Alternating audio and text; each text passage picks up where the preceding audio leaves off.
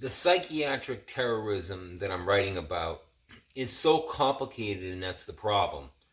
The educated predators that I refer to in the book, it's about tax funded and trusted sources that know how to target specific patients of hospitals that have a medical vulnerability, and then they tactically misinform the individuals around that person to prevent recovery, and they misfile at the courts to create immunity for themselves as they steal everything from the person. This isn't something imaginary or theoretical. This is something I've experienced in the last decade. And the agenda of these people was to prevent recovery, get me to commit suicide, act violent, or just not survive at all, and not be questioned about the multi-million-dollar assault that was coordinated with my blood parents. The agency employees that organized this have been doing it for a long time. The owner of Robin Hill Farm at the time and traumatic brain injury contractor and specialist from Monadnock Developmental Services is the one that is the lead on this judicial misuse. He was the one that directed my parents, Roger and Lynn, while I was in a coma in the years following, where they had guardianship conservator positions and they kept things hidden from the courts, including my medical info, so that my signature would be as if I was a normal person, and they had me sign everything. I was a very successful business person with my home, insurance settlements. I was injured on my own company, self-employed. They've done nothing since the injury 10 years ago but steal every single penny from me, my property, business, insurance settlements, and bank accounts they made in my name to steal all disability income, all acquired brain disorder funding. They're still to this day doing it. So when I attempt to tell people about the attack, it's so complicated that people have a hard time grasping it. That the simplicity of organized judicial misuse by means of medical fraud by tax-funded and trusted sources is what's happening in the state of New Hampshire. They're targeting vulnerable people while patients of hospitals that have assets for theft. With a head injury, it's a large amount of money that comes from Department of Health and Human Services, the Traumatic Brain Injury Act by Congress, Americans with Disability Act by Congress. These individuals, the educated predators, know how to file and get that funding. So what these people did was hide my medical info from probate court while a patient of a hospital, get me ruled as my own guardian. I did. And then they had me sign, and my signature at that time, because of the unlawful ruling coordinated, they weren't committing a crime by having me sign things. So they had me sign everything in years I'll never remember. And they used that documentation then to file at the courts claiming that I agreed that I owed them things and I was a normal person when I agreed. This is the psychiatric terrorism design that was coordinated by Roger LeCompte, Lynn Howard, and Tim Donovan. It's being maintained to this day after a decade of aggressive neglect by Monadnock Developmental Services, claiming I was a client. All they were doing was extracting all the funding, about $90,000 a year for a traumatic brain injury survivor in New Hampshire gets delegated. They were taking every penny, so that when I came around miraculously and I began asking questions, they attacked and stole my home. The bartering exchange between Tim Donovan of Peterborough and my blood parents with the theft of my home in Peterborough was my parents would give Tim my pedigree information so he could establish this fraud and maintain it as if I was a client of Robin Hill Farm. So he's been extracting endless funding from my medical condition while helping other people prevent recovery as cover for the theft of the property. So the bartering exchange was Tim guaranteed Roger and Lynn criminal immunity as they stole insurance settlements, liquidated my business, and stole my property. The exchange would be they give him the pedigree information so that he could keep doing what he's doing with Health and Human Services in my identity. It's arranged and it's protected by unlawful rulings they coordinated. There's even rulings in place in the state of New Hampshire that state I'm not permitted legal representation. I can't pick it myself, according to the court rulings, for my protection. Because the trust account that they made, that they've got tethered to all the other accounts stealing everything, that they put insurance settlement, Morgan & Morgan represented me against MDS in 2020.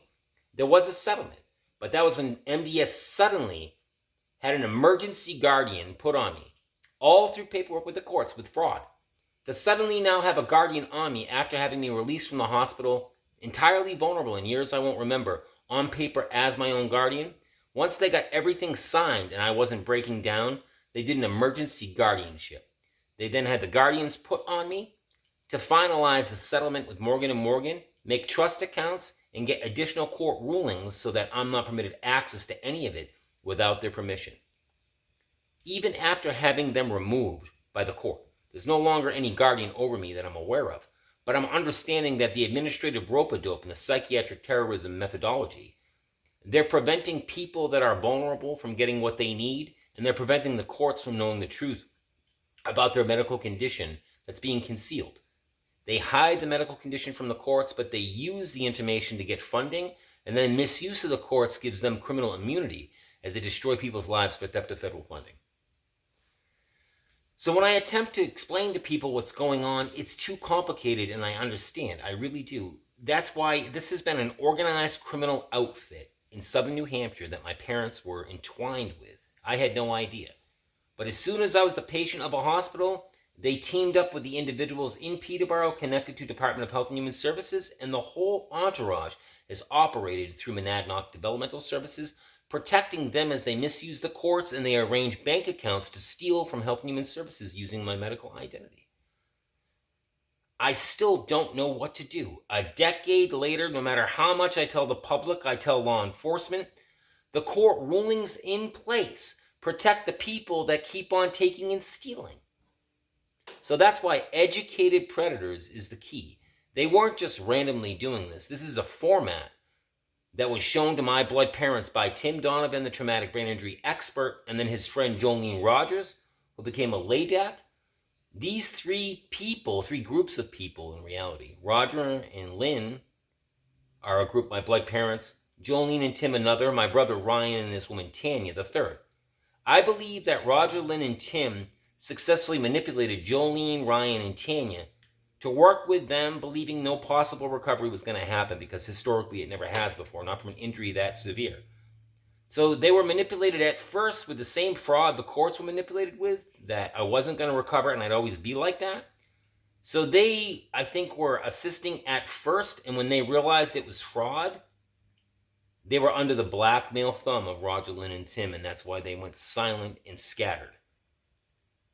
Or they were working with them to get a cut of the cash and the forced sale of the house and the insurance settlements they stole that were from Morgan & Morgan, or the insurance settlement that was stolen from my company when injured, or my disability income that I'm getting because I was insured on my own books, getting my own income. So I should be getting my salary percentage-wise disabled because I was insured and I was working for my own company.